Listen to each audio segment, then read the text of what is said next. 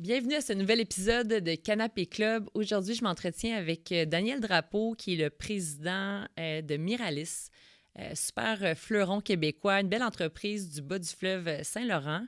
Daniel a racheté cette entreprise-là dans les années 2000, puis en a fait quelque chose qui est assez majeur dans le paysage québécois comme fabricant d'armoires. Il nous parle de ses belles réussites, de ses défis. Un homme très humble, mais tellement intéressant. Donc, bonne écoute. Cet épisode est présenté par Miralis. Leur philosophie, la cuisine la plus durable, c'est celle qu'on n'aura jamais envie de changer. Matériaux responsables, design intemporel et conception intelligente, tout est pensé pour que ça tienne la route longtemps. 7 in the morning, I've gotta get up.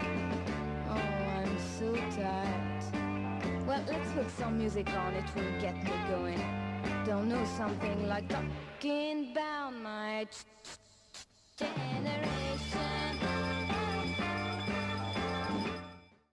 Salut Daniel. Salut. T'es-tu content d'être ici? Ben oui, mais je peux pas dire que c'est mes moments préférés. Non? Qu'est-ce qui te rend mal à l'aise dans Ok, ces ça moments-là? ça On commence commence raide. avec ça. On commence avec ça. Je sais pas, j'ai toujours eu un petit peu de difficulté avec les Kodak, avec le... Tu te mets pas de l'avant ben, tu sais? Non, mais je pense que pour l'entreprise, c'est extrêmement important que l'entreprise soit mise en évidence, là. Que les gens la connaissent puis qu'elle rayonne. Mais moi, personnellement, je cherche pas ça. Je sais comprends. que ça fait partie de mon travail, par Tu contre. comprends l'intérêt qu'il y Oui. a peut-être pour toi puis la personne que tu es, parce que c'est quand même en grande partie grâce à toi que Miralis connaît le succès qu'elle connaît aujourd'hui, cette entreprise-là. Ouais, je comprends que j'ai un rôle à jouer. C'est quoi ton background? Parce que je sais, moi je connais ton histoire, mais j'aimerais ça que tu la racontes. Ben, en fait, Daniel, qui es-tu pour les gens qui ne te connaissent pas? Parce que ton visage, on le voit pas. On te voit passer dans la presse, on te voit passer dans certains articles de journaux, mais tu prends pas vraiment de place, en tout cas sur les réseaux sociaux, on te voit Non. pas. Qui es-tu? Puis j'aimerais ça que tu dresses ton parcours qui a fait que t'en es arrivé à gérer Miralis, finalement, aujourd'hui. Ben, c'est ça. Aujourd'hui, moi, je suis PDG de Miralis avec une équipe extraordinaire. Je viens de Rimouski. L'entreprise est installée à Saint-Anaclet, qui est un petit village à environ 10 minutes de Rimouski. Puis, j'ai étudié à Québec en génie physique, ce qui est un peu particulier. Puis, après ça, je suis retourné à Rimouski, donc dans la fin des années 90, pour travailler dans les télécoms. Mais explique-moi le lien entre télécom et génie physique. Y en a-tu un que je comprends pas? Un peu, OK. parce que la spécialité que j'ai étudiée à l'époque, c'était fibre optique. En Ah, fait, OK. tout ce qui est communication Ça, c'est de la optique. physique, ça. C'est de la physique, Ok. oui. Mais il y avait des cours de physique atomique et Ouais. nucléaire, toutes sortes de choses. Ouais. C'était un peu complexe. Puis, je sais pas pourquoi j'ai embarqué là-dedans. C'était tout simplement le côté technique me fascinait. C'était complexe, justement. J'aimais ça. Puis, mais je savais aussi qu'un jour, j'allais être dans le domaine des affaires. Mais pourquoi j'ai passé par là? C'était peut-être pour comprendre techniquement comment fonctionnent les choses. Puis après ça, l'utiliser en affaires. Fait que dans les télécoms, ça m'a quand même servi, là, cette formation-là. Travaillé quelques années à Rimouski pour ensuite décider de déménager à Montréal avec ma conjointe, qui est toujours ma conjointe, Dominique. Puis là, on s'est retrouvés à Montréal, mais très rapidement, Bulle des télécoms en 2000, ça a fait faillite, l'endroit où ce que j'ai... C'est quoi la bulle des télécoms en 2000? La Bulle des télécoms, c'est une crise qu'il y a eu début 2000, OK. 2000-2001. C'est toutes les entreprises qui étaient dans le domaine des télécoms étaient surévaluées à la bourse, mais un petit peu partout. Fait que ça donnait des opportunités incroyables. Là, ils nous promettaient beaucoup de choses, puis on embarquait comme avec des options d'achat d'actions, toutes sortes de choses de même. Moi, ça m'intéressait. Je me disais, c'est une belle occasion. Mon objectif à l'époque, c'était de prendre l'expérience en affaires, avec des grosses affaires à Montréal. Je me disais, c'est l'endroit, centre-ville, apprendre l'anglais. Parce que je viens de Rimouski. TELUS, c'était toi. J'étais TELUS, mais j'avais pas. J'étais TELUS à Rimouski, mais OK. j'ai pas déménagé à Montréal pour TELUS. OK. J'ai déménagé pour un compétiteur fournisseur à OK. TELUS à l'époque. Puis c'est ça, je voulais apprendre l'anglais, puis je voulais faire de la gestion. Je m'étais dit, c'est ça que je vais faire à Montréal. Puis un jour, je vais revenir à Rimouski pour avoir mon Tu entreprise. savais que tu allais retourner avoir ta propre entreprise à Rimouski. Ben, je le souhaitais. Puis Mais- je m'étais arrangé pour aller chercher ce qui me manquait dans mon bagage pour un jour atteindre cet objectif. Parce qu'on s'entend que, tu sais, parce que je suis une fille de région, moi aussi, je viens de la Côte-Nord, puis de te dire, je vais retourner en région, être en affaires, c'est pas comme s'il y avait 10 000 opportunités d'affaires. là, Non, tu sais. non. Fait que c'est sûr. t'avais quand même une vision, tu sais, très d'avance, là. Ben, peut-être j'aurais accepté de me retrouver ailleurs, Ouais. fort probablement, mais j'ai eu finalement la chance. Fait que, En fait, pour venir à la bulle de télécom, très rapidement, dans 6 mois, j'ai perdu ma job. Puis je me suis retrouvé à travailler un petit peu d'un bord puis de l'autre, même pour l'armée canadienne. J'installais des caméras dans le Grand Nord canadien. C'était quand même... T'as des télécoms, toujours dans les télécoms.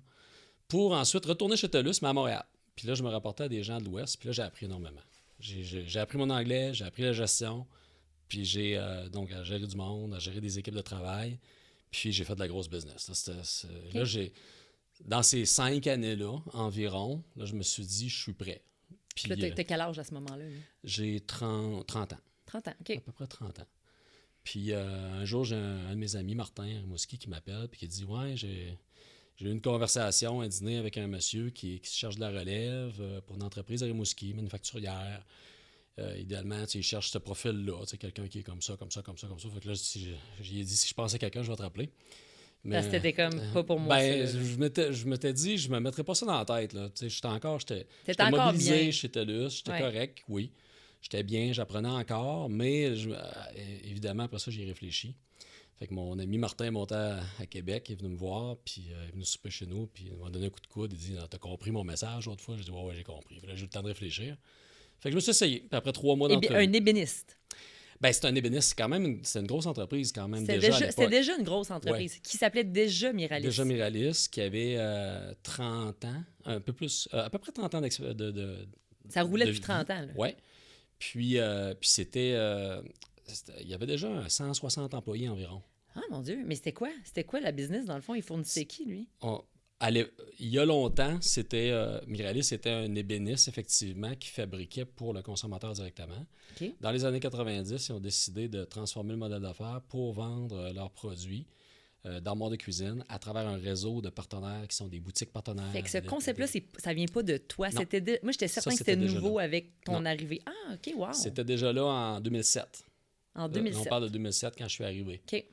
Puis ce modèle-là est celui qu'on utilise, qui est le cœur de notre modèle d'affaires depuis donc les années 2000 environ. C'est dans ces années-là qu'ils ont décidé de faire le move. Est-ce qu'à cette époque-là, c'était seulement au Québec, ce réseau-là, ou ça incluait déjà l'Ontario ou les États-Unis, ou ça, c'est venu avec vous autres? L'Ontario, c'était seulement le tout début. Là. Il n'y avait presque rien de fait. Donc, il fallait bâtir en Ontario. C'était le début quand je suis arrivé. Aux États-Unis, il y avait des choses déjà en place parce qu'à l'époque... c'était principalement la Floride. Oui. Parce qu'en Floride, les Québécois. Oui. Donc, par des contacts, ça avait commencé à travers des contacts québécois. Puis, ça avait grandi. Donc, il y avait quand même une bonne base en Floride. Il y avait une petite base aussi à New York. Fait qu'on a continué à développer la Floride, New York, puis on a développé l'Ontario. Dans les années, ça a commencé dans les années 2008 environ. Puis pour ceux qui ne connaissent pas du tout Miralis, là, je sais que dans le domaine du design, architecture, les gens connaissent vous êtes qui, mais disons pour monsieur, madame, tout le monde qui n'aurait jamais entendu parler de Miralis, quoique je ne sais pas si ça existe, là, mais vous êtes partout. Là. C'est quoi exactement? C'est quoi ton liner pitch de vente? Là? Vous êtes qui? Puis qu'est-ce qui vous différencie, en fait, des autres? Parce qu'il y en a plein des fabricants d'armoires. Oui. Il y en a, on est beaucoup de fabricants d'armoires, puis pas juste au Québec, là, partout en Amérique du Nord. Nous, on a décidé de se concentrer beaucoup sur un style qui est d'inspiration européenne, contemporain, avec des produits qu'on choisit et qui vont bien vieillir. Pour nous, c'est extrêmement important de trouver une manière, tout le temps des façons de faire qui font en sorte que le produit va bien vieillir, donc qui va être intemporel. Une cuisine pour la vie. Cuisine pour la vie. En fait, on aimerait ça faire une seule cuisine par demeure. Ouais. Puis, si tu déménages, on va en faire plusieurs. Mais on ne voit pas pourquoi une cuisine durerait juste 10 ans, 15 ans, 20 ans, même pourquoi pas 30, 40. Mais est-ce qu'on refait nos cuisines après 10, 15 ans parce qu'ils ne lookent plus au goût du jour ou parce qu'ils sont scrap? Bien, ça peut être les deux. C'est pour ça que la cuisine qui va bien vieillir va être produite avec des produits de qualité pour qu'elle vieillisse bien. Donc, d'un point de vue qualité, qu'elle ne soit pas scrap, justement. Les tiroirs, la quincaillerie, les composantes, mais aussi, elle va utiliser des matériaux et un design qui, idéalement, va bien vieillir dans le temps. Donc, si on regarde une photo de cuisine de bonne qualité, puis qu'on a la difficulté à savoir à quelle époque elle a été prise en photo, ça, c'est réussi. Ça, c'est réussi. Mais il y a des éléments qui trahissent parfois. Des éléments du design qui vont trahir l'époque. Mais les à côté aussi, même pas juste le matériau de l'armoire, mais le dosseret, le comptoir. Fait que Est-ce que c'est pour ça que dans votre offre, maintenant, vous avez une offre qui est encore plus globale puis que vous offrez même les comptoirs? Exactement. OK. On a rajouté les comptoirs pour encore plus arrimer notre philosophie d'une cuisine qui dure pour la vie puis qui va rester belle longtemps. Donc, on veut travailler dans un écosystème avec notre réseau de partenaires qui, eux, sont les spécialistes du design et de l'installation de nos produits. Donc, pour que nos partenaires designent en fonction des produits qu'on leur offre, incluant les comptoirs maintenant, puis que le tout donne un résultat qui va Fasse bien du vieillir. sens pour Ouais. longtemps. Fonctionnel, de qualité, intemporel au niveau du look. C'est ce qu'on vise. C'est comme ça qu'on veut se présenter sur le marché. Puis votre grande différence, contrairement à d'autres fabricants, puis je ne sais pas si vous êtes les seuls à faire ça, mais en tout cas, de ce que je sais, oui, vous fabriquez, vous ne vendez pas directement aux consommateurs. Vous avez des boutiques partenaires, c'est comme ça que vous les appelez, Exact. un peu partout au Québec, un Ouais. peu partout en Ontario, aux États-Unis, comme tu l'as dit tantôt. Ce sont eux qui designent les cuisines pour leurs clients. Donc, ce sont des designers cuisinistes. Ils designent, mais c'est vous qui fabriquez à Rimouski pour eux. Exactement. C'est ça le concept. Oui. Nous, on les appelle nos partenaires privilèges. OK.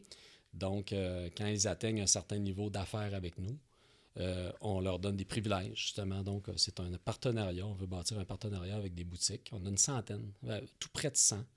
Total dans toutes Ouais. les régions, là. Certains qui n'ont pas encore atteint le statut de partenaire privilège, mais qui sont en voie de l'atteindre. Donc, au total, une centaine de bons partenaires partout aux États-Unis, en Ontario et au Québec. Puis c'est quoi un partenaire privilège? Peux-tu nous le dire ou c'est un secret? Ben ouais, on a peut-être mieux pour partager les chiffres. Les mais détails? En fait, c'est un partenaire, justement, une boutique partenaire qui nous achète un certain niveau Oui. par année. Puis on développe une relation avec ça. Parce que nous, ce qu'on veut pas, c'est ouvrir des comptes avec des nouvelles salles de montre, puis qu'après ça, il n'y a pas de partnership qui s'installe. Donc, que ce soit tout simplement, on a une possibilité de faire des affaires ensemble parce qu'on s'est entendu, on s'est serré la main, mais finalement, bon, on n'a pas de commande, ou bien nous, de notre côté, un des deux parties ne prend pas ça au sérieux. Fait que nous, on veut prendre ça au sérieux, autant de notre bord face à notre réseau que notre réseau face à nous. Fait qu'il y a des privilèges qui viennent Exactement. avec ça. Parce que est-ce qu'une une boutique partenaire peut travailler avec un autre fabricant? Ça arrive. OK, ils ne Ouais. sont pas nécessairement obligés de juste travailler avec Miralis, par exemple. Non. OK. Non, pas nécessairement. Ça dépend des territoires. Dans certains territoires, c'est plus commun d'être, par exemple, le seul fournisseur 100 oui. dans la salle de montre. Je crois qu'il y a de plus en plus des salles de montre qui veulent se positionner avec un style, Oui. ce qui est notre cas. Dans le fond, ce que j'expliquais tout à l'heure, c'est que nous, on veut avoir notre style qui va justement être plus intemporel à nos yeux, selon nos philosophies, selon nos études, nos analyses. Oui. Puis, donc, certains de nos partenaires, maintenant, veulent s'arrimer à notre style. Donc, ils peuvent faire affaire avec nous autres uniquement, puis ils vont être très heureux. Puis nous, on s'organise pour être là encore très longtemps, puis on travaille sur notre qualité. Puis... Est-ce que vous travaillez tous les types de matériaux? Est-ce que le bois fait partie Ouais. de votre offre? Tout, dans le fond, il n'y a pas de raison de ne pas faire affaire avec vous dans le sens que vous n'êtes pas limité. On n'est pas limité, mais on se présente avec un style quand même. On fait comprends. des choix de matériaux Oui. et des choix de design de portes, par exemple, d'armoires, les façades. Tu as différentes options, puis c'est Ouais. ça, les options. Parfois qui vont être un peu plus justement d'inspiration européenne. Oui. C'est un choix qu'on a fait parce qu'on s'est dit on veut se démarquer, on veut avoir notre style. En fait, moi, un jour, ce qui serait intéressant, puis ça commence à se présenter un petit peu avec les comptoirs, justement, qui ont leur style aussi. Ben, si on est sur un billboard sur le bord de la 20, ben, quelqu'un pourrait dire « Ah, c'est une cuisine Miralis », sans même qu'il y ait le logo. à la limite. Qu'on comprenne. Qu'on comprenne, c'est sûrement une cuisine Miralis. Un peu comme on reconnaît une Porsche. Oui, une signature. C'est une signature, tu le vois par le style. Tandis que si on a trop de diversité de matériaux, ben, c'est plus difficile de se donner un style, parce que là, on devient un peu trop tout. Absolument. Ce qui est généralement ce qu'on faisait avant. Ça, c'est quelque chose qu'on a amené là, depuis que je Miralis, suis là. anciennement, il faisait ce Un que peu tu de voulais, tout. là, dans le fond. Exactement. Exactement, ça, on disait. En fait, l'ancien propriétaire, lui, il avait la philosophie client, dis-moi ce que tu veux, je vais te le faire. Oui. Nous, ce qu'on dit, c'est oui, on va travailler en partenariat avec notre client, mais on va s'organiser pour présenter un style.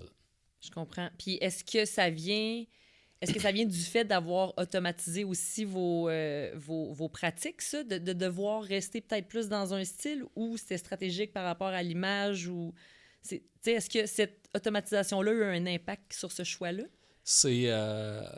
Cette question-là est intéressante dans le sens que on pourrait presque choisir qu'est-ce qui a amené ce style-là. Est-ce que c'est la volonté de vraiment se présenter avec une marque qui a son style, qui a son image, l'image de marque, ou bien c'est la volonté d'automatiser pour des raisons manufacturières, par exemple, de défis au niveau de la main-d'œuvre, pour le futur. Clairement, le manufacturier doit s'automatiser, là, ça c'est clair. C'est important, au Québec particulièrement, puis de ce temps-ci, justement, avec tout ce qui se passe aux États-Unis, c'est encore plus vrai. J'aimerais ça qu'on en parle de ça.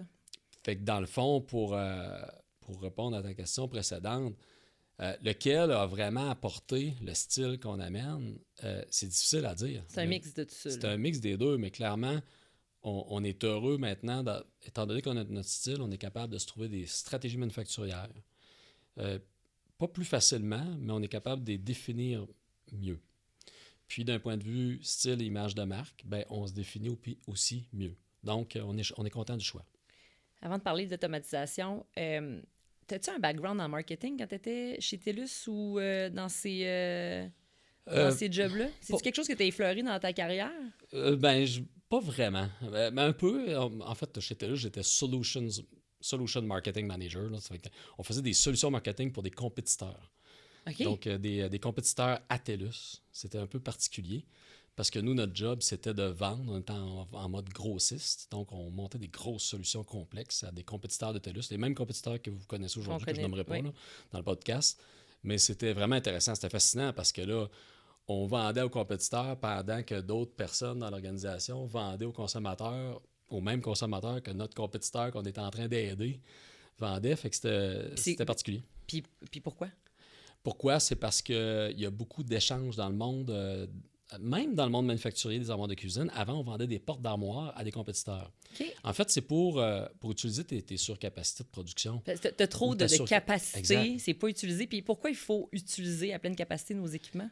Ben, ça devient, en fait, une manière de rendre la chose plus rentable, mais c'est pas juste aussi, dans le cas des télécoms, c'était pas juste la surcapacité de production, c'était aussi du footprint. Il y a certains endroits, si tu veux avoir du cellulaire, par exemple, partout au Québec, tu vas devoir utiliser des ententes de roaming ou de partage de réseau. Donc, c'est le genre de choses qu'on négocie ensemble. Fait que les affaires de réseau, puis là, ça n'a aucun rapport dans notre sujet, mais ça veut dire que des fois, ton réseau, c'est ça, mais en fait, c'est même pas desservi par lui. Pas directement. Pas directement. Tu as une entente avec ton fournisseur, ouais. Mais ton fournisseur, il y a des ententes avec d'autres pour être capable d'avoir une couverture totale. C'est complexe. C'est très complexe. Ouais. Fait que là, on faisait du marketing pour ça, mais c'était très ciblé. Là. C'était ciblé à des... Oui, je comprends. C'est pas à l'échelle de ce que vous faites là, parce que Miralis a quand même une touche puis une notoriété. J'ai l'impression que vous êtes bon au niveau marketing. Là. L'image est très, très forte. Tu sais, des campagnes avec Sarah Jeanne, puis toutes ces choses-là, ça a été des bons coups. Ça a été des bons coups. Je pense qu'on a attrapé nos chances. En fait, saisi des opportunités. Saisi des opportunités, puis on s'est donné mal au ventre une couple de fois. Qu'est-ce que tu veux dire? Ben, c'était épeurant au début là, de faire affaire avec soit des célébrités ou des gens justement du monde artistique. Épeurant dans quel sens? Ben, je sais pas, moi, de Rimouski, nous autres, là... C'est loin, là. On va dans le bois en fin de semaine. Là, je veux dire, on n'est pas habitué à ça, mais mon passage à Montréal m'a aidé quand même. Oui. On va dire, ça m'a ouvert beaucoup par rapport à ce côté-là, de faire affaire avec des gens qui sont un peu plus dans ce genre de monde-là qu'on est aujourd'hui en faisant un podcast.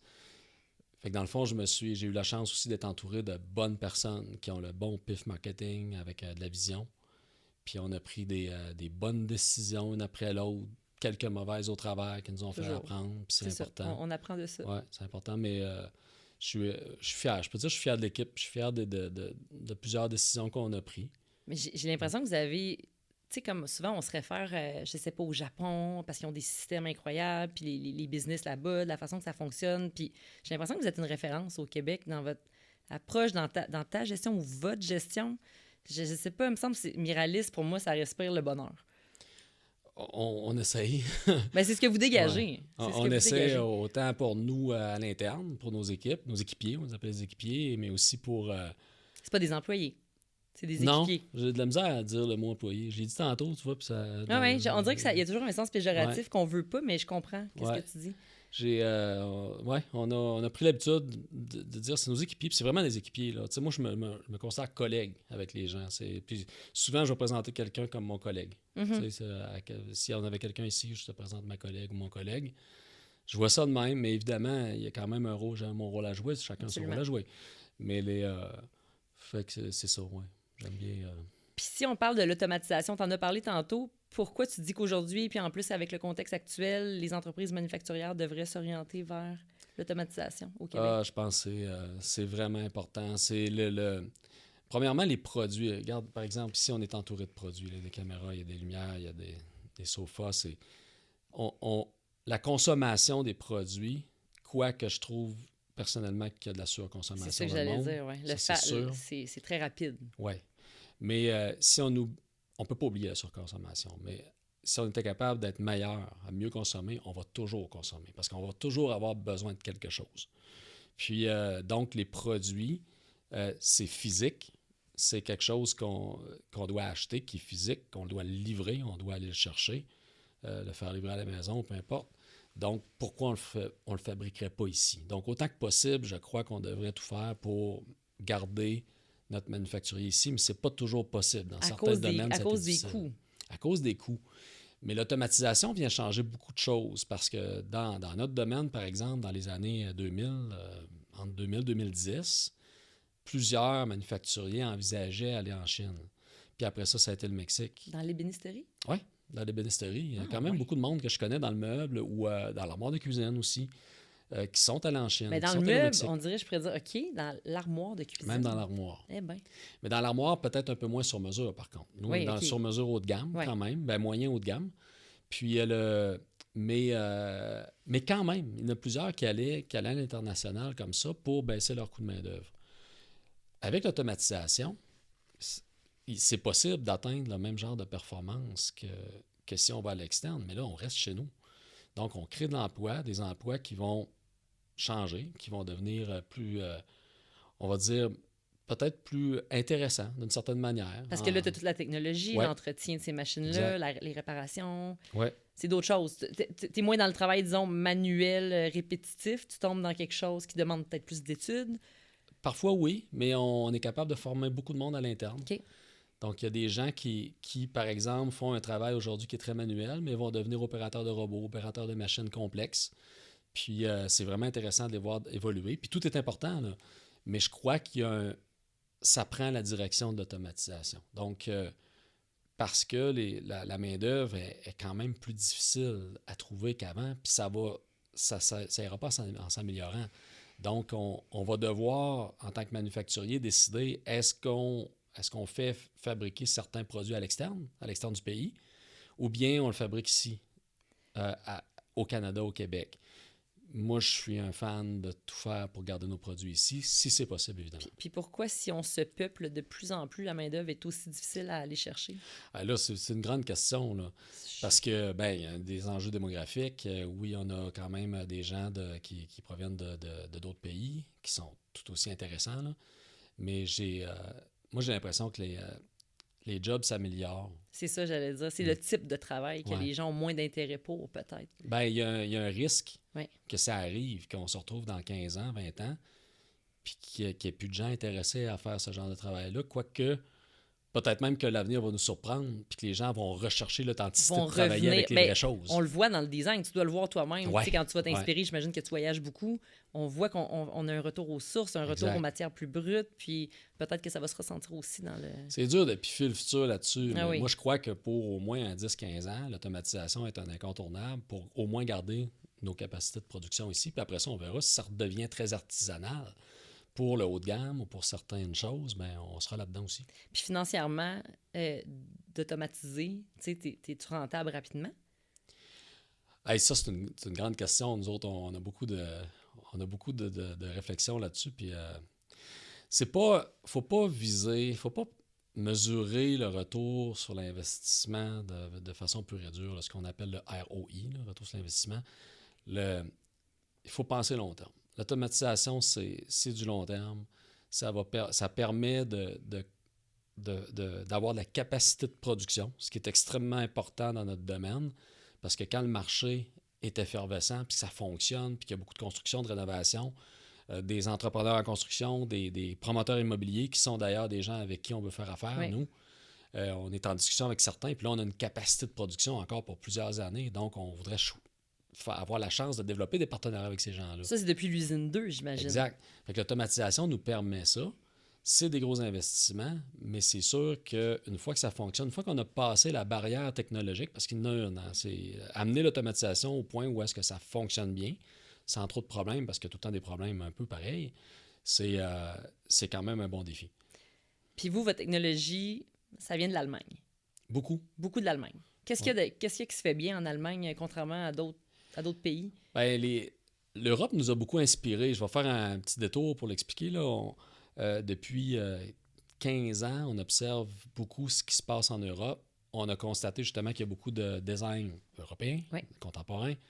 On a fait le lien avec le manufacturier en se disant qu'il y a peut-être un lien. Là. Il y a peut-être entre la capacité de produire plus automatisé ce genre de style-là. Puis, à travers les années, en visitant des usines, en allant voir des expositions, on s'est aperçu que les Italiens avaient le design, beaucoup, un peu comme dans beaucoup de choses. Hein. Oui. Puis les Allemands, ils ont le côté manufacturier. Ils sont très forts au niveau machinerie, efficacité opérationnelle, automatisation, productivité. Fait qu'on s'est dit, on va essayer de marier les deux. Fait que c'est là que le marketing, ça arrive avec le côté un peu à l'italienne, avec le manufacturier à l'allemande. Puis ça fait du québécois, Miralis. Donc, c'est une belle combinaison de tout ça. Oui. Puis donc, on a amené ces machines-là, mais on a aussi, c'est très technique, là. C'est mon petit background ingénieur peut-être qui fait que j'aime ça aussi. On fabrique nos propres machines, dans certains cas. Oui, donc, j'ai eu la chance de voir ça quand je suis allée. Je me souviens pas exactement à quoi elles servaient, là, mais il y en avait une qui était comme en train de se faire fabriquer. Ouais. C'est des choses que vous ne trouvez pas ailleurs, que vous devez développer pour répondre à vos propres besoins, dans le fond? Oui. Parfois, c'est... Par exemple, on va vouloir faire quelque chose, améliorer la productivité, automatiser certains travaux. Puis ça n'existe pas vraiment dans le marché, ou bien c'est pas assez évolué, ou c'est trop compliqué, trop nouveau, trop gros. On va essayer de faire nous-mêmes. Puis habituellement, nos prototypes fonctionnent pas mal tout le temps du premier coup. Pas tout le temps. Là aussi, on fait des erreurs, mais c'est important d'en faire, comme on disait tantôt. Mais généralement, nos machines fonctionnent bien. Puis on a environ 15 à 20 % de notre parc machine qui est fabriqué par nous-mêmes. Quand même. Oui, quand même. C'est impressionnant. Combien d'employés, Miralis? On est un peu en haut de 250 là, présentement. Là. 250. Ouais. Ça a augmenté quand même rapidement dans les dernières années. Là. Ça a augmenté, mais c'est assez stable depuis les moments COVID. Là, on va chercher un peu de croissance avec un peu de gain de productivité. Autant dans l'usine originale, l'usine 1, que dans l'usine 2, évidemment, que là, on va commencer à avoir des gains de productivité. Peux-tu nous parler de l'usine 2? Parce que l'usine 1 existait déjà quand tu as acheté l'entreprise. Dans le fond, c'était là, cette usine-là. Ouais. Là. OK. Ouais. Ça, c'était là. Tout était fabriqué pratiquement à la main. C'était pas trop automatisé. Quand même, ça l'était quand même. Oui, il y avait quand même... Oui, le propriétaire précédent puis l'équipe précédente, avant 2007, avait fait un bon travail. Là. Il y avait une bonne vision d'automatisation qu'on a poursuivie avec l'usine 1. Mais à un moment donné, je me suis dit, c'est difficile. Je voyais ça comme la rénovation d'un gros manoir avec 7 salles de bain. Tu as trop de trucs à enlever pour... Puis là, on est mieux de repartir à zéro. Fait que là, en 2021, quand est arrivé la COVID, toutes sortes de choses, les enjeux de main-d'œuvre, on s'est dit, là, c'est le temps. Là, c'est le temps d'y aller avec un projet d'automatisation qu'on réfléchit depuis 10 ans, qui était dans ma tête, mais dans nos réflexions, dans nos discussions. Puis dans le fond, on savait ce qu'il fallait faire, mais on n'osait pas se donner le swing. C'est en 2021 qu'on l'a fait, puis là, on s'est dit, on va pousser l'automatisation du sur-mesure haut de gamme. À cause de la demande suite à la pandémie qui a été folle, ou c'était ça qui a comme Entre donné? autres, les délais de production qui ont augmenté, comme toute l'industrie de la rénovation, parce qu'il y a eu une demande folle, justement, les gens étaient chez eux, voulaient rénover. Puis pendant ce temps-là, nous, on avait tout le temps des gens absents parce que 10 % de la main-d'œuvre était toujours avec la COVID. Oui. Ils ne pouvaient pas venir travailler. Ils ne pouvaient pas venir travailler.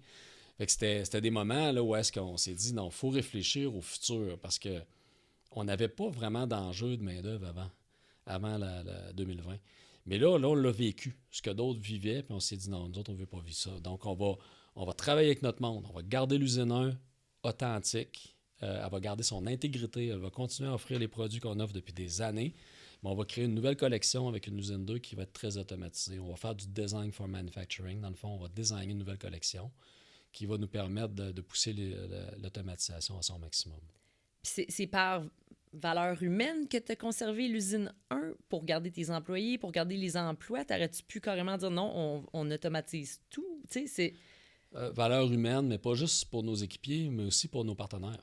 Les designers, les gens qui désignent nos produits, qui se sont habitués, qui font affaire avec nous depuis des années. Qui fonctionne avec ce système-là. Exactement. Fait qu'on ne voulait pas faire une cassure. Puis il n'y a rien qui dit qu'un jour, peut-être qu'on aura des usines 2, on en aura 5, puis on aura encore l'usine 1 qui fera le produit authentique d'origine. On ne le sait pas, mais on est ouvert à ça. Fait que dans le fond, d'un point de vue humain, effectivement, autant pour gérer notre réseau que nos équipiers, on voulait garder l'usine 1 intègre. Puis usine 1 versus usine 2, c'est quoi la répartition du nombre d'employés? Bien, présentement, une grosse différence. On a des centaines d'employés, et même entre 100 et 200 équipiers qui travaillent dans l'usine 1. Puis du côté de l'usine 2, bien, on est seulement 15 personnes, mais elle est en croissance. Ça va augmenter. Mais à maturité, à pleine capacité, l'usine 2 va faire presque la même quantité que l'usine 1 avec environ 6 fois moins de monde sur le plancher de production. C'est quand même impressionnant.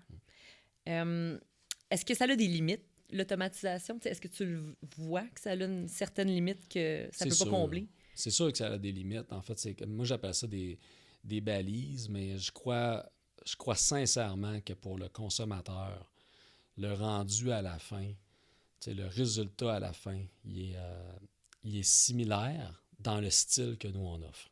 Il est même parfois identique, qu'il soit fabriqué dans une usine ou dans l'autre. En termes de qualité? Puis la qualité, ben c'est égal ou supérieur, mais c'est pas inférieur. OK. Au niveau avec l'automatisation. C'est quoi les limites? C'est quoi, quand on parle de limites, c'est quoi que tu perçois qui est comme plus difficile à gérer, disons, avec une automatisation pratiquement complète? Oui, mais par exemple, si un meuble avec beaucoup de... Par exemple, des hottes de poêle, par-dessus les poêles, ben il y a des modèles des fois qui sont comme ça, avec différentes courbures, ou ben beaucoup de travail dedans. Ça, c'est le genre de choses qu'on fait dans l'usine 1. Oui. Mais dans l'usine 2, on ne fait pas ce genre de produit-là. Par contre, on peut faire collaborer l'usine 1 avec l'usine 2. C'est-à-dire que notre partenaire, le designer, peut prendre des produits dans l'usine 2 pour aller chercher un petit peu plus, par exemple, des délais plus courts ou peu importe. Peut-être éventuellement des prix différents aussi. Il pourrait avoir une différence de prix entre la collection de... Il pourrait avoir un avantage de... Il pourrait. Okay. Puis faire certains produits dans l'usine 1. Mais on voit que souvent, le style de l'usine 2, de toute façon, n'ira pas chercher une hotte avec beaucoup de travail. Non, parce que vous êtes plus dans le contemporain. Ouais, je comprends. Les lignes sont plus droites un petit peu. Oui. Puis on a une usine à Québec, celle qu'on mentionnait tout à l'heure pour les comptoirs, qui elle aussi est très automatisée. Puis a ses limites, mais là, on a décidé consciemment de limiter à un seul type de produit, une seule nature de produit. C'est la pierre qu'on appelle synthérisée. Oui. Bon, je vais être un peu technique, mais pas trop longtemps.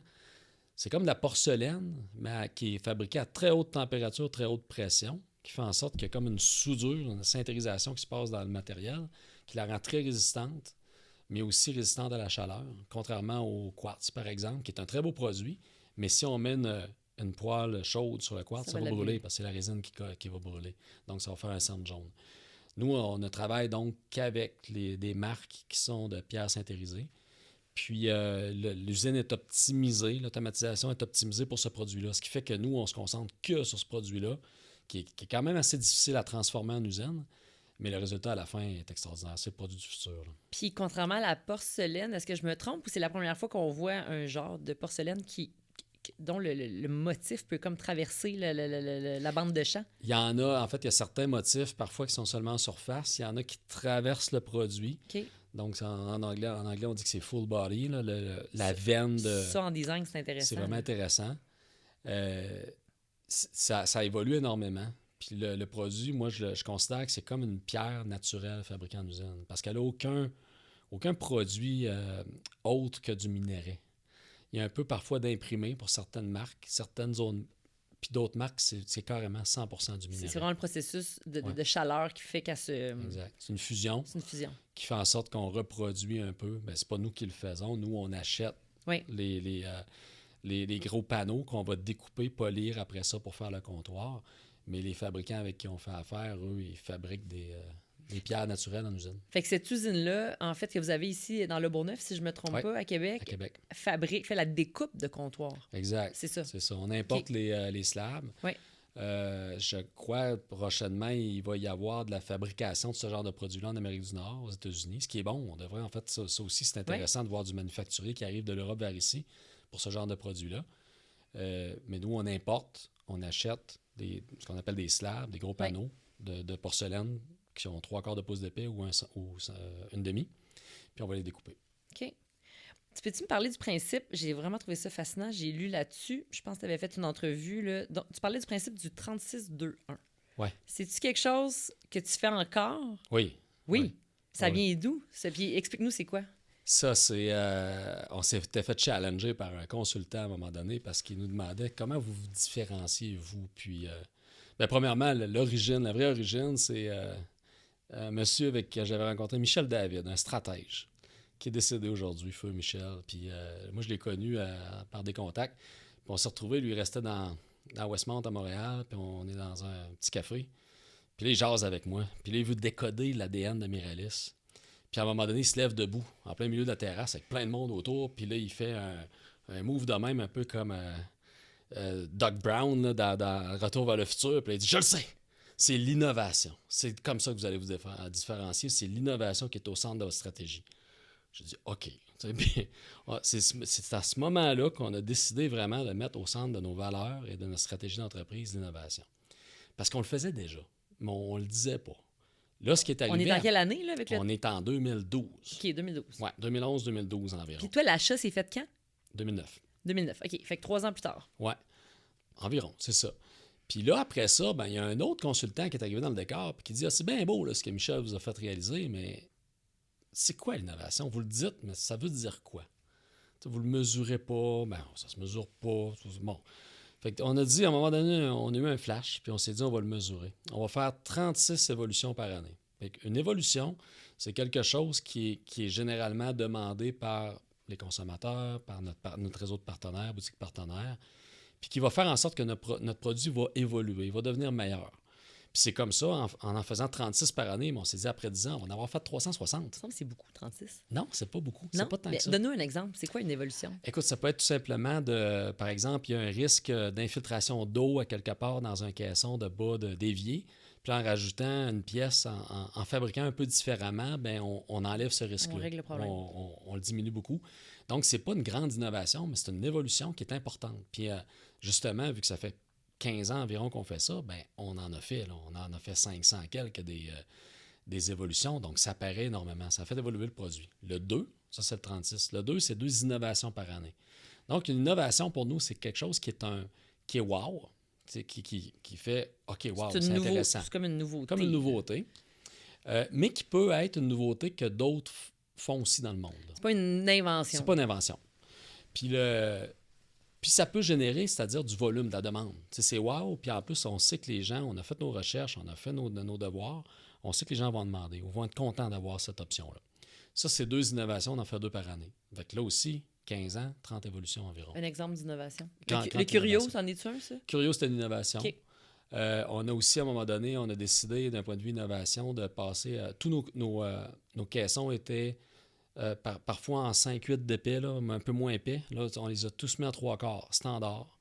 On a aussi... c'est quoi l'impact de ça? Plus rigide, plus solide, okay. Une cuisine qui dure une vie. On s'est dit, puis plus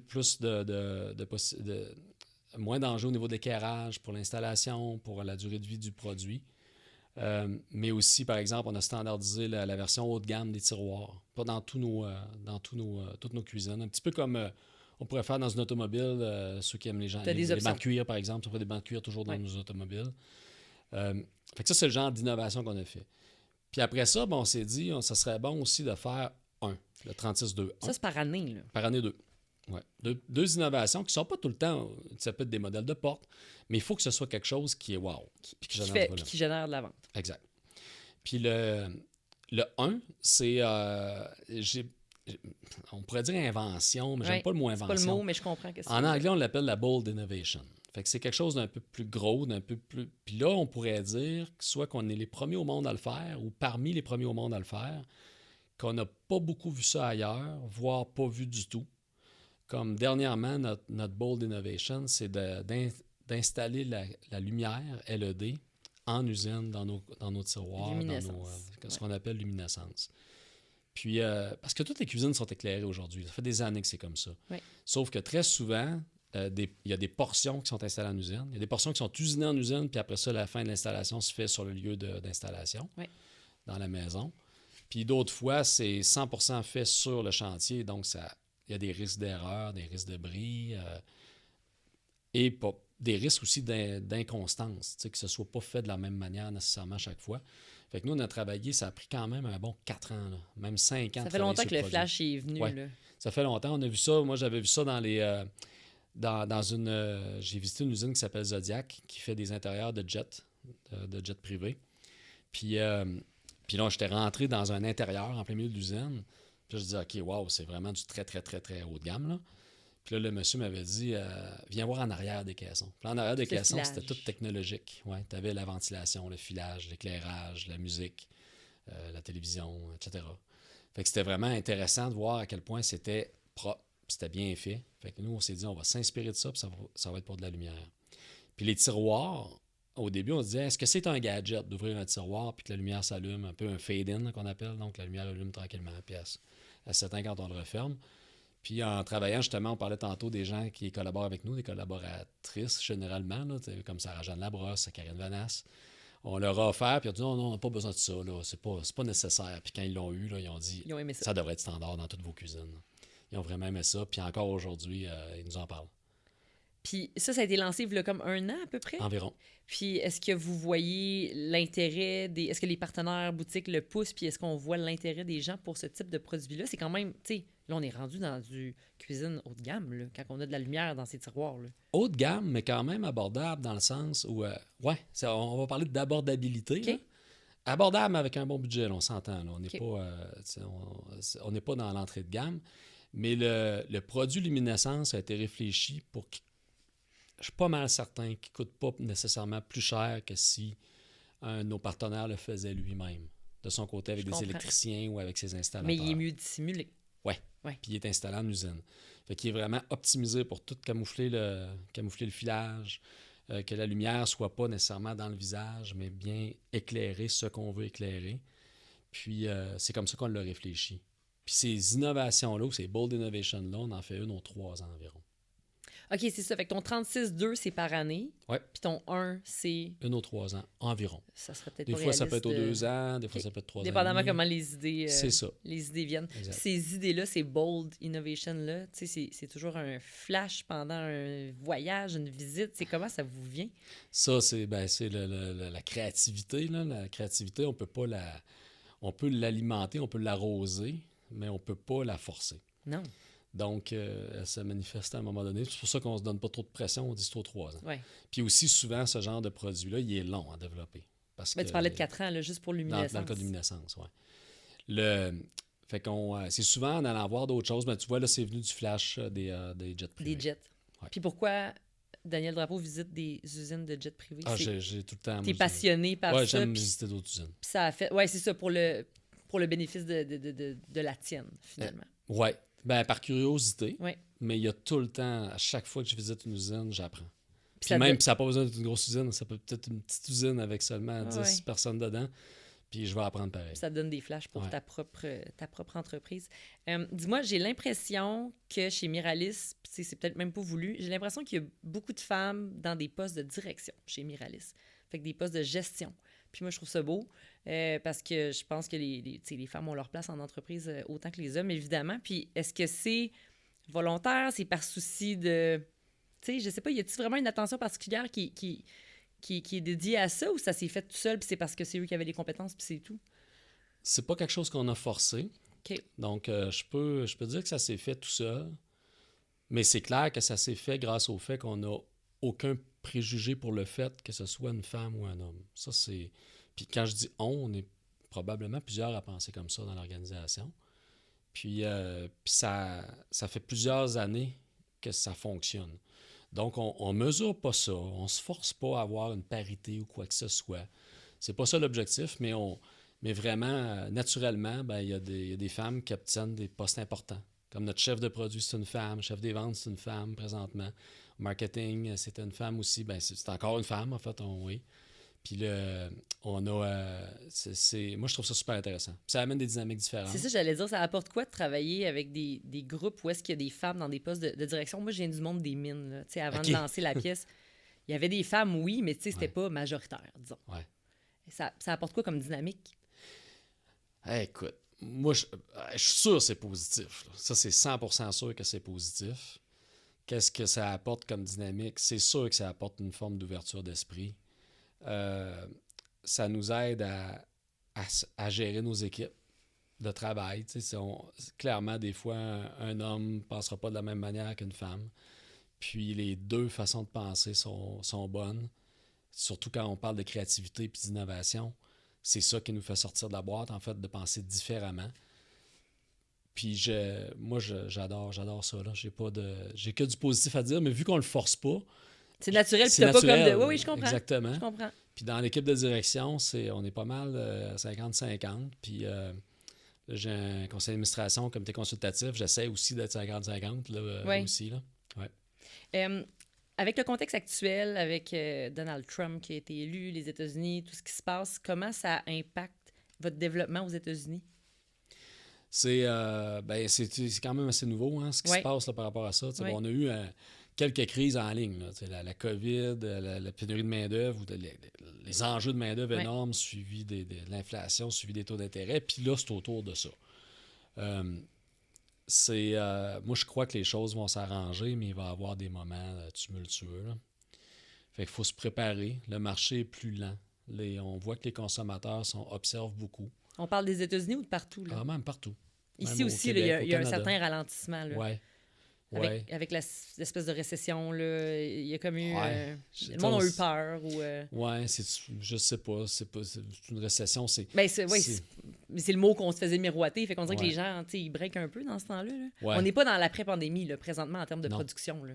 On est vraiment dans un 4 ans en ligne, là, presque 5 maintenant, qui est toujours il y a toujours un élément qui fait en sorte que c'est un peu... Ça vient breaker. Ouais. C'est des embûches d'un point de vue économique pour les entrepreneurs. C'est pour les entrepreneurs, les entreprises, les dirigeants et tout le monde qui les entoure. C'est des moments qui sont comme difficiles à gérer. On a le pied sur le gaz, le pied sur le break. Investir dans le genre d'automatisation qu'on a fait, c'est des gros coups, comme on le disait tout à l'heure. Fait qu'il faut y croire, on pense long terme. Fait que quand je regarde long terme, il n'y a aucun problème. Mais à court terme, il faut checker nos patentes. Là. Parce qu'on s'est croisés à Vegas en février, un gros show là, qui est couru par mon Dieu, je sais pas si c'est des centaines de mille ou dizaines de mille, mais il y avait du monde là. Ouais. Votre décision d'aller là a été prise avant que l'élection se passe. Est-ce que ça aurait été différent avoir su ce qui allait s'en venir ou vous êtes content d'être allé puis ça a été positif? On est très content d'être allé. On a été surpris de la réception du marché américain. Le but, c'est de développer des nouvelles boutiques partenaires aux États-Unis, dans le fond. Exactement. Puis c'est à Las Vegas. C'est pas un marché qu'on a présentement. On n'est pas là-bas avec des partenaires. Mais il y a beaucoup de gens, de partenaires potentiels qui se sont déplacés de la Floride, de New York. Les gens viennent de partout. Des endroits où est-ce qu'on est vers là-bas. Puis ils sont venus nous voir. Puis vu qu'on se démarquait avec un style, je ne veux pas dire unique, mais qui nous ressemble. Donc, qui est un peu différent, qui fait froncer les sourcils. Puis le monde OK, c'est différent, on va rentrer. Fait qu'on a attiré l'attention.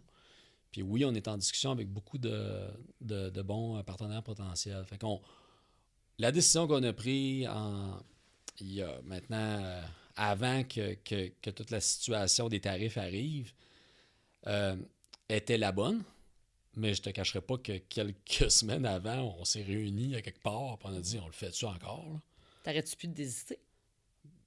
T'as des frais engendrés. Écoute, des frais engendrés, mais on aurait quand même coupé par deux.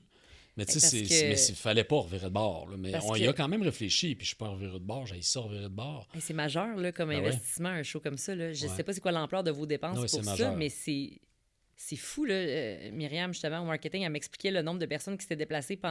Vous avez tout fabriqué votre boot à Rimouski. On l'a monté à Rimouski, on l'a démonté pour le shipper là-bas. Vous l'avez transporté jusqu'à Vegas. Yes. Mais vous avez réussi à le vendre à un de vos partenaires. Oui. On a vendu les 3 cuisines. On présentait 3 cuisines qu'on a vendues à nos partenaires. Un showroom là, à New York. OK. Ouais. Ah ben ça, c'est une bonne nouvelle. Oui, ça, c'est une bonne nouvelle. Puis ça, on l'avait vendu d'avance. Mais oui, on avait beaucoup de monde. On était une quinzaine de personnes là-bas pour accueillir les gens, mais aussi pour installer, désinstaller. Oui, absolument. C'est beaucoup de travail. Ouais. Puis là, est-ce que vous faites Orlando l'année prochaine? À suivre? Là, je suis mêlé. Là. Non, on a fait 2025. 2026, on le fait pas. OK, vous le Non, faites pas. on a décidé de pas le faire. Parce que ça change de place. Là, Ça va vite, là, aux années. Ça C'est va beaucoup vite, de préparation. Oui, oui. Fait qu'on le voit un petit peu plus comme des Jeux olympiques. Il n'y en a pas toutes les années. Aux 2, 3, 4 ans. Là. On va voir. On va voir, mais on se permet de... En tout cas, c'est sûr qu'on fait pas Orlando. Après ça retourne à Las Vegas. Mais on est en train de développer des secteurs comme le Texas, là, présentement, qui se développent, qui deviennent de plus en plus, je dirais, techno. Puis, OK. ouais, C'est un intéressant. secteur clé aux États-Unis pour vous On autres? dirait que oui. OK. Ben, Parce il y a que beaucoup de monde qui sont venus nous visiter pendant qu'on était là-bas. qui était de là-bas. Ouais, puis on s'était déjà un petit peu informé sur c'est où les endroits aux États-Unis, là, où est-ce que ça semble intéressant.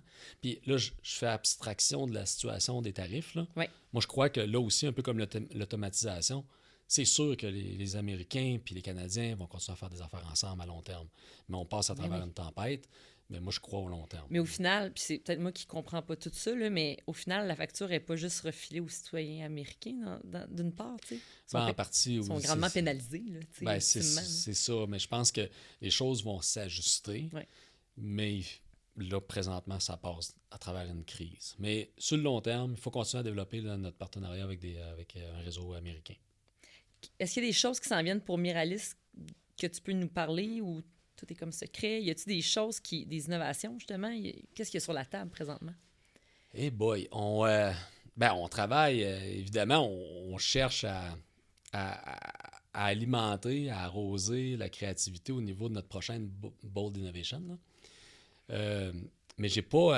Il va falloir qu'on se reparle à un moment donné. On est trop encore dans les balbutiements. À cause que Luminescence est sorti quand même assez Ouais. récemment. Mais tu sais, outre Luminescence, qu'est-ce qui est un exemple de Bold Innovation que vous avez fait dans les dernières années? La toute première, là, ça date de longtemps. Là. C'était dans le coin de 2012, mettons. Là. C'était. On avait appelé ça le rough chic.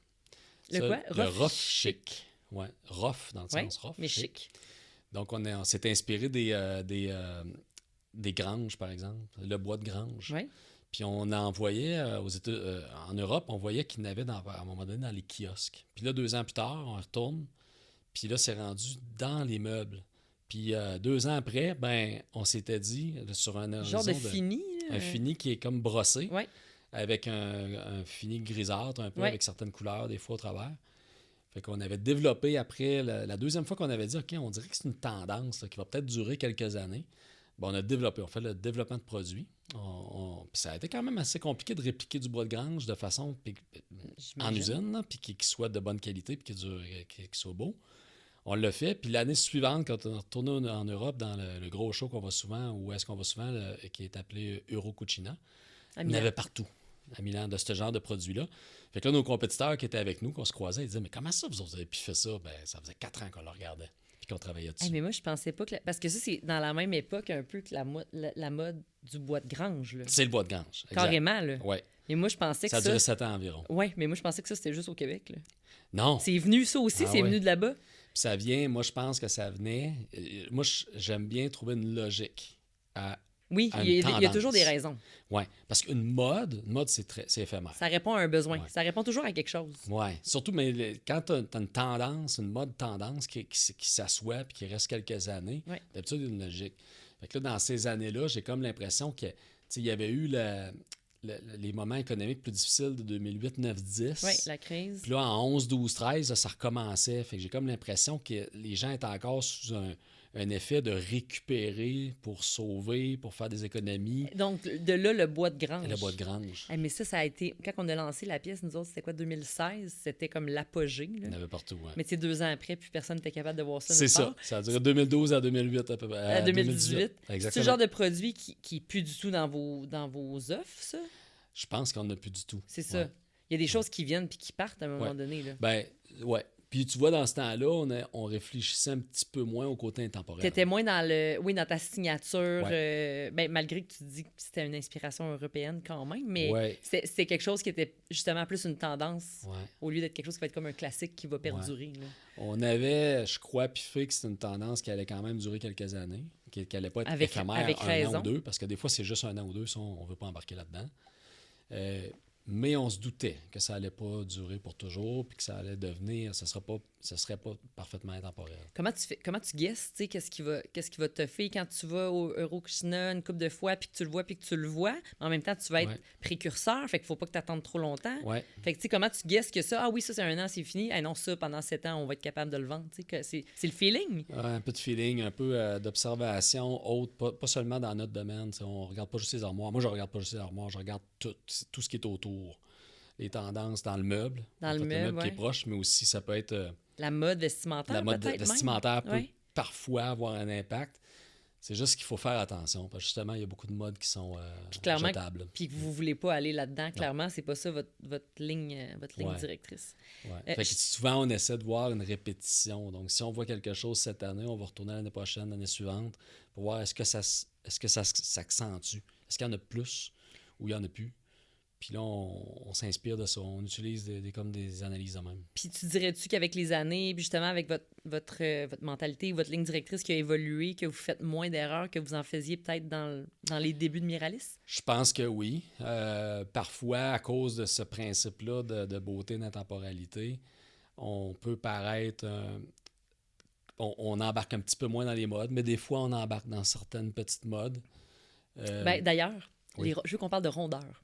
Rondeur. Je veux qu'on parle de rondeur. Oui. Est-ce que ça, pour toi, c'est quelque chose qui est comme temporaire, fait qu'on Miralis veut pas trop s'embarquer là-dedans? Parce que je sais que vos usines ne permettent pas ça. L'usine 1, maintenant, oui. Usine 1 permet ça, je savais pas. Oui. OK, fait que de faire des courbes, c'est quelque chose... On vient de l'ajouter. On l'a ajouté en début 2025, fin 2024. OK, c'est très nouveau, là. C'est assez nouveau. OK. Puis c'est justement une longue réflexion qui a fait en sorte que là, on s'est dit, OK, probablement... Il y a de la demande, là. Oui, mais il faut bien le faire. Ben absolument. Trop de rondeur dans une cuisine, c'est trop. Oui. Comme ce meuble-là, il est rond, mais il est conçu pour être rond. C'est correct. Oui. Mais dans une cuisine, c'est rond partout. Après 3 ans, 4 ans, 5 ans, on va se tanner. OK. Mais des accents de rondeur, c'est vrai que c'est beau. Ça fait plusieurs fois qu'on l'a regardé beaucoup, on a observé, on a analysé, puis on s'est dit, OK, là, c'est le temps, là, on comprend quoi faire. Oui.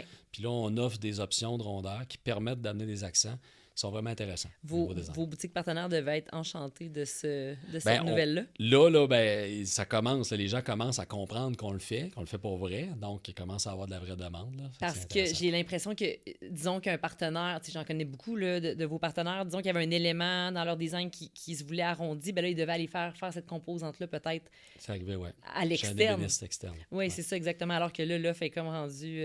OK, je savais pas que vous offriez ça. Mais des fois, on préfère ça dans le sens que on veut éviter les modes éphémères parce Absolument. que de toute façon, nous, on s'organise pour fabriquer de façon productive. Puis là, après ça, si on fait tout le travail en usine, puis qu'après ça, c'est éphémère...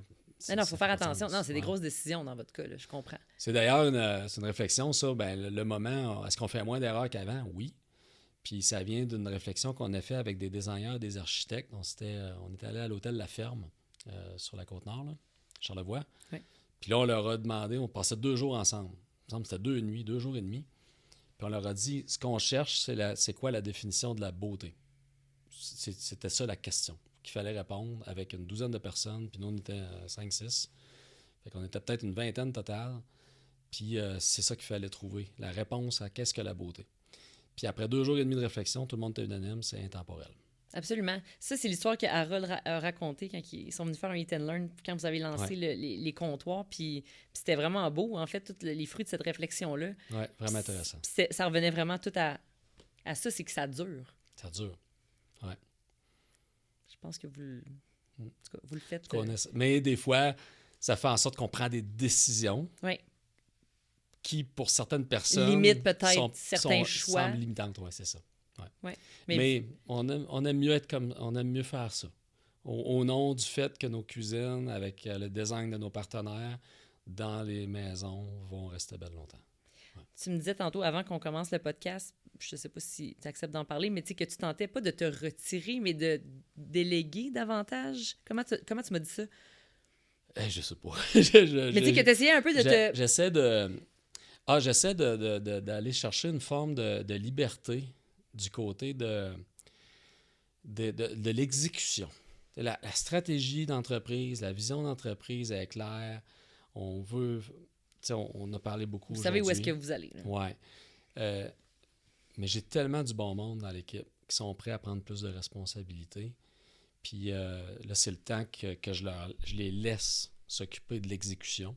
C'est comme De une plus forme en de plus. confiance que tu as acquis. Ouais. Ouais. Ouais, puis j'ai aucun doute que l'équipe est capable d'aller plus loin. Puis c'est souvent moi le problème, dans le sens que j'ai le nez un petit peu partout. Fait que là, Mais t'as pas l'air d'un j'essaie. gars qui fait du micromanagement, là? Un petit peu? Je pense, pas trop. Pas trop, mais Mais faut faire t'aimes attention. savoir qu'est-ce qui se passe. J'aime comprendre, j'aime savoir ce qui se passe, puis c'est ça qu'il faut que je me détache. Puis depuis janvier, là, j'ai réussi quand même à me détacher. Donc, à être moins présent au bureau, être présent quand c'est le temps d'être présent, puis faire du mentorat, du coaching, puis m'impliquer dans des choses qui sont nouvelles. Comme je disais tout à l'heure, nous, on veut faire affaire avec des promoteurs immobiliers dans le moyen haut de gamme. Oui, ça, c'est nouveau là, dans, Ça, c'est nouveau dans votre offre. pour des multilogements.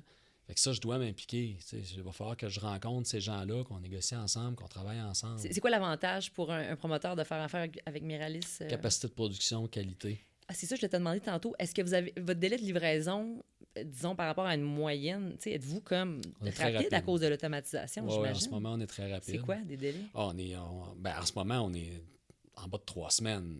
En ce 4 moment? semaines. C'est ça. Là, normalement, on est entre 4 et 5 semaines. C'est quand même... C'est ce qu'on vise. c'est Ça quelque pourrait chose, monter un là. petit peu en haut de ça, mais on ne veut pas monter à 12-15 semaines. Puis avant l'usine 2, disons, pandémie, là, à fond, là, on était à combien de délais? Là, pendant la pandémie, là, toute l'industrie C'était fou, là. a été ensevelie de commandes, puis toute l'industrie n'a pas été capable d'en livrer. bénéficier. Ouais. D'en bénéficier dans quel sens? Ben, on avait tous des capacités de production limitées. Puis, donc, tout ce que ça a fait, c'est que ça a allongé le délai Ça n'a de pas production. répondu à la demande au Non. moment où est-ce que... Fait qu'on se retrouvait avec des carnets de commandes énormes, là, jusqu'à 3, 4, 5, 6 mois, des fois par en avant. Hey là là. C'était énorme. Là. On n'était plus dans 4 à 6 semaines. Tu on perds était tes 4 à clients 6 dans ce mois. temps-là? ou- Ben, c'est sûr que c'était très dur pour tout le monde, pour les consommateurs, pour nos partenaires. Mais l'industrie au complet de la rénovation a souffert. Puis c'est relié à toutes sortes de choses, à difficulté à s'approvisionner, mais aussi difficulté au niveau de la main-d'œuvre, justement. Puis, as-tu l'impression que la pandémie, ben, peut-être pas vous particulièrement, mais a fait prendre des décisions à des entreprises pour justement assurer de répondre à un volume, puis que là, finalement, la situation est comme revenue à la normale depuis 4 ans, puis qu'on ne retournera peut-être jamais dans un niveau comme on a vécu pendant la pandémie? Ouais, non, nous autres, on ne l'a pas fait pour ça. Nous, on l'a fait clairement, l'automatisation, l'accroissement, l'ajout de capacité de production. On l'a fait dans un but de grandir, de continuer à aller chercher de l'expansion. Vous Mais saviez qu'il y avait de la croissance demande raisonnée pour quand ça, même. ouais. Oui, c'est ça. Ouais. Oui, c'est ça, croissance raisonnée. Tu parles de ça souvent dans tes entrevues. C'est quoi exactement la croissance raisonnée?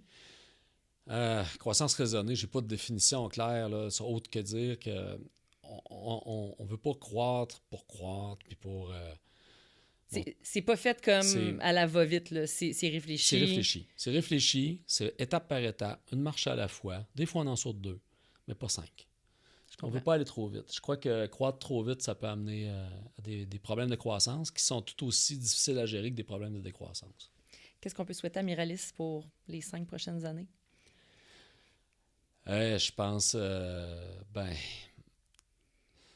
écoute, premièrement, souhaiter que toute l'équipe continue à prendre des belles responsabilités. Que moi, dans ma cinquantaine, je sois encore impliqué, ça c'est sûr. Mais qu'il y a d'autres mondes qui se réalisent en faisant ce que je fais depuis 15 ans, 20 ans.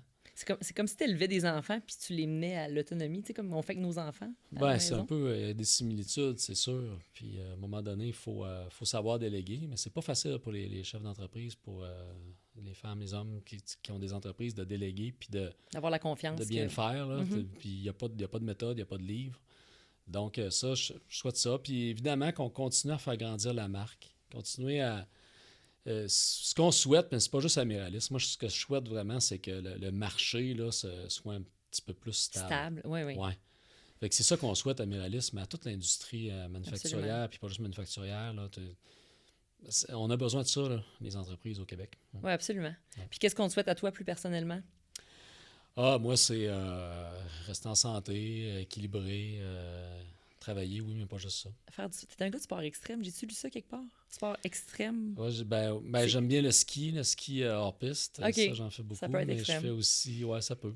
Ça fait parfois. Ça peut être dangereux. Puis je fais aussi de la moto enduro, qui appelle du hard enduro. Là, ça, c'est mon petit dada, Ça, là, je sais c'est un pas peu si- spécial. J'ai aucune idée c'est Tu quoi. vas voir hard enduro sur YouTube, c'est un peu spécial. D'accord, on va aller voir On ça. sait pas pourquoi on aime ça. C'est un peu comme les gens qui font des Ironman. Là. Tout le monde demande pourquoi tu aimes ça, là, mais Il y a comme, on il y a sait pas de pourquoi, mais réponse. c'est comme ça. C'est vraiment très difficile, là, mais ça nous force. Ben, quand je dis nous, on est une petite gang de chums, puis mon fils aussi qui en fait qu'on a bien du fun. OK. Je vais te rendre à mes 10 questions en rafale pour terminer notre rencontre. Fait que, questions dont tu n'as pas eu de preview. OK. Mais non, rien de stressant. Ta couleur préférée, Daniel, c'est quoi? Puis tu peux me répondre en couleur de panneau d'armoire. Hey, j'ai pas de couleur préférée. Non? Là. Non. Ben oui, tout le monde a une couleur préférée. Je porte beaucoup de noir. Fait que je pourrais... Je pense que c'est pas mon fils de 6 ans, il me dit que c'est pas une couleur. Je sais, c'est ça, je savais que t'allais dire ça. Mais Mais disons, dans ce que vous faites avec Miralis, là, disons qu'on y va plus au niveau des armoires, as-tu un faible pour quelque chose dans ce que vous produisez? T'sais? Vous avez des beaux déclinés qui imitent comme le bois, vous avez... moi, j'aime, en fait, si je fais un lien avec notre produit, j'aime beaucoup les produits naturels. Donc, Ouais. on garde la couleur du bois, toute la profondeur du grain du bois. Fait que j'aime ce qui est naturel, pas trop flashy. Oui, Ouais, c'est pas direct comme réponse, mais c'est ça. c'est correct. Construire ou rénover? Construire. Avant, c'était rénover, mais là, c'est construire. Pourquoi? Ah, j'ai ça rénover maintenant. Trop... Faut que je fasse attention, là. C'est correct de C'est rénover. plus écologique. Oui, puis Oui. je l'ai aimé longtemps, rénover. Puis je trouve que c'est encore extrêmement important de le faire. Puis si on pourrait faire des copier-coller de nos usines, puis je le ferais dans une usine qui est déjà montée, là, dans une bâtisse, Oui. ça, c'est correct. Mais j'aime mieux bâtir. Je comprends. J'aime être un bâtisseur. Ouais. C'est plus flexible. Ouais.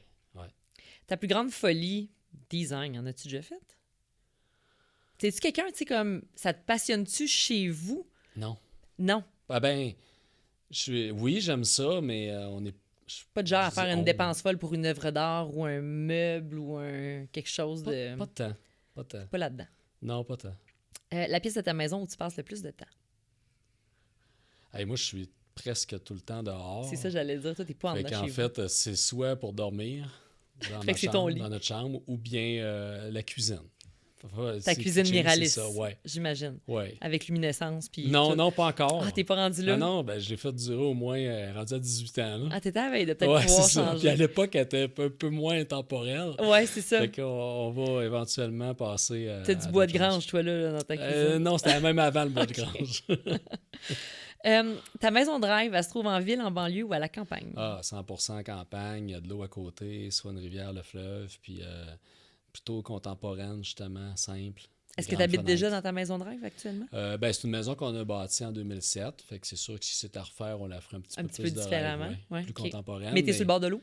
Oui, on est chanceux, on n'est pas sur le bord directement, mais on a sur le fleuve, le Bas-Saint-Laurent en avant de nous. T'as une belle vue. C'est vraiment une belle vue, oui. Un mot qui décrit ta maison d'enfance. Ah, ma maison d'enfance, hey, c'est spécial parce que c'est drôle. Mon père avait acheté une maison qui était très avant-gardiste à l'époque. OK, maison d'architecte, genre? Ouais. OK. Avec des gros plafonds cathédrales, des énormes poutres. Puis je peux comprendre qu'il avait été attiré par ça. L'architecture était vraiment spéciale. Fait que l'architecture spéciale, mais en même temps, ça vient avec toutes sortes de problèmes. Infiltration d'eau, des affaires de même. Ça avait pas été super bien construit, même si c'était bien design. Quand même bien, là, de base, mais ça avait besoin de... Je me rappelle que quand Ça on avait était besoin plus vieux, d'amour. ça avait besoin d'amour, oui. Celle-là, j'ai hésité avant de la mettre, mais en tout cas, je la pose pareil. Où se fabriquent les plus belles cuisines Miralis? Ou pas où se fabrique, où se design. Oh, le piège. Ah oui. Question piège. Parce que je sais que c'est vous qui les fabriquez toutes, là. Mais tu sais, en termes de design, Québec, Ontario, États-Unis, est-ce que tu vois une différence marquée dans ce qui est dessiné? C'est pas tout le monde qui va dans la même direction au niveau du design. Puis évidemment, on a dit tantôt la beauté, c'est l'intemporalité, blablabla. OK, ça c'est plus la théorie. Mais je dirais qu'il y a il y a des belles cuisines qui se designent dans tous les marchés. Mais en général, les États-Unis et l'Ontario sont un peu moins avancés. On est plus dans le traditionnel. Oui, Ouais. exact. Le Québec est vraiment très avancé. Le Québec est bon, là, en design. On se rapproche plus de ce qui se fait en Europe, au Québec, je Ouais. trouve, par rapport au reste tu sais, du Canada puis des États-Unis, là, en Ouais. particulier. Oui, Ouais. absolument. OK. Mais je suis d'accord avec toi. La ville au monde qui t'inspire le plus, est-ce que c'est Milan? Parce que tu Non. penses- Non? Non, c'est parce qu'il y a un show là-bas. C'est à cause du show, c'est pas à cause de la le show ville, là. Cucina, non, c'est pas la ville. J'aimerais voyager plus. J'ai voyagé beaucoup pour le travail. J'ai voyagé un petit peu pour le plaisir. Mais j'ai jamais voyagé en Asie. Oui, une fois à Shanghai, mais la Chine. C'est dur. Je pense que je n'ai pas encore trouvé. C'est ça Mais- ma vraie réponse. Tu sais, en fait, c'est parce que tu voyages beaucoup pour ton travail. Ouais. Fait que tu trouves quand même l'inspiration, mais davantage dans les shows que dans les villes. Dans les shows, dans des visites, dans des... Mais oui, dans les villes. J'étais là à Amsterdam, j'ai trouvé ça spécial. En Ouais. fait, je pense que mon petit coup de cœur, là, ça a été Amsterdam. Pas trop longtemps. Disons 2-3 jours à Amsterdam, là, c'est quand même une architecture spéciale, une philosophie spéciale. Tous les édifices sont conçus, construits. C'est l'architecture, c'est fait partie de la philosophie pour que le soleil touche chacun des buildings là-bas. Ah, wow. Toujours. Donc, j'ai trouvé des choses intéressantes d'un point de vue responsabilité sociale de la ville, là, qui fait un lien avec la responsabilité sociale de l'entreprise, la RSE. J'ai trouvé ça vraiment intéressant là-bas. Je te dirais que c'est un petit coup de cœur, mais j'irai pas... j'irai peut-être une autre fois, mais j'aurais vu, là. Ouais. Je comprends. Mais c'est un petit coup de cœur. Qu'est-ce que tu regardes en premier dans une maison que tu visites pour acheter? Là, je comprends que ça n'arriverait pas parce que tu aimerais mieux te construire, mais à l'époque, tu as dû le faire. Là, tu sais, dans ta vie, tu es déménagé souvent. Ouais. C'est quoi tu regardes quand tu achètes une maison? Moi, premièrement, La cuisine, pas... sûrement? Non, c'est avant même de rentrer dans la maison, c'est la place. Oui. Ça, c'est sûr. C'est le terrain, c'est davantage ça. Ça, c'est 100% sûr. C'est ça que je vais regarder en premier. Après ça, si c'est une maison qui existe depuis quelques années, est-ce qu'elle a le potentiel de justement bien vieillir, là, puis que je sois encore bien Longtemps. dedans dans quelques années? Oui, c'est ça. Tu me parlais que tu avais une érablière dans ton coin, dans le coin de Sainte-Anne-à-Clé. Ouais. Est-ce que c'est une place où est-ce que tu peux comme rester? Tu as un chalet, puis tu peux rester là? On peut rester là, pas tout à fait rester là. Mais c'est assez proche de chez vous pour Ouais, que ouais. tu puisses te promener. Puis on peut quand même s'installer là-bas, là, c'est possible.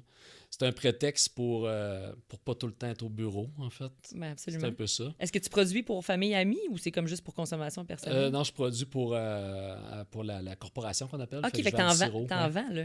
Oui, Il est c'est ma bon, première année. Il est là, bon, ton sirop? Il est très bon. Il est très bon. Oui, oui.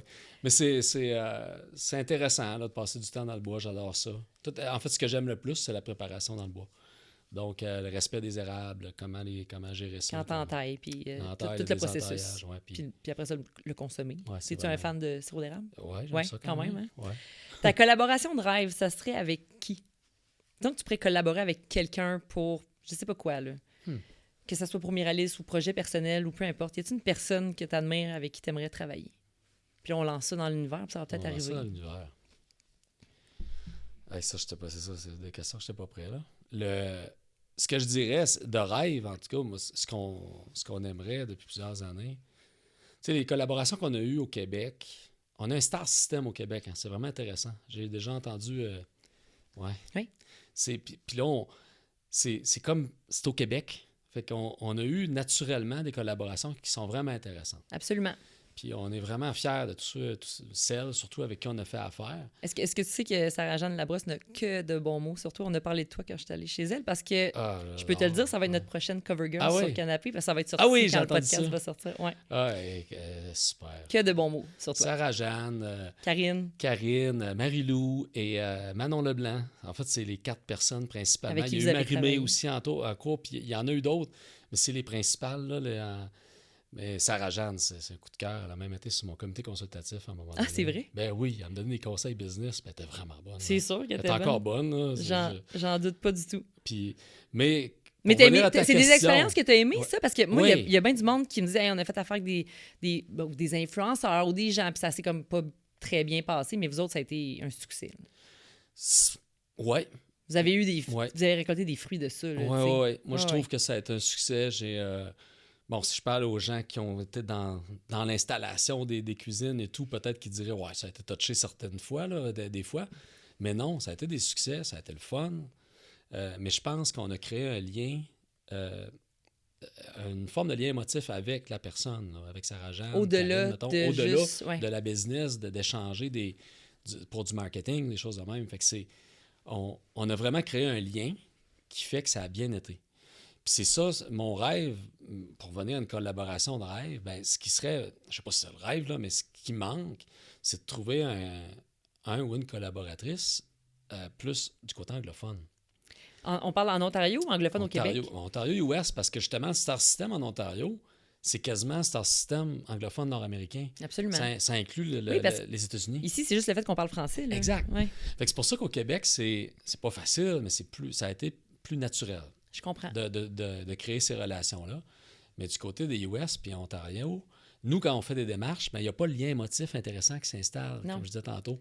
Fait qu'on espère un jour qu'il y a quelqu'un qui vienne à Star vous. System, qui vienne à nous, anglophones, puis qui disent, nous autres, on veut vraiment collaborer avec vous, puis pas en nous mettant en contact avec l'agent. Non, je comprends que ça soit personnel, mais c'est parce qu'il n'y a peut-être pas ce lien-là de fierté d'usine québécoise que, exemple, Sarah-Jeanne pouvait avoir avec vous. Faut l'arroser, ça aussi, puis peut-être un jour, ça va se présenter. Parce que vous, d'avoir des usines comme ailleurs au Québec, c'est quelque chose qui est réfléchi. Là. Ça serait possible, c'est dans la vision, parce que les 2 usines qu'on a bâties, celle de Québec pour les comptoirs et celle de Rimouski, sont facilement...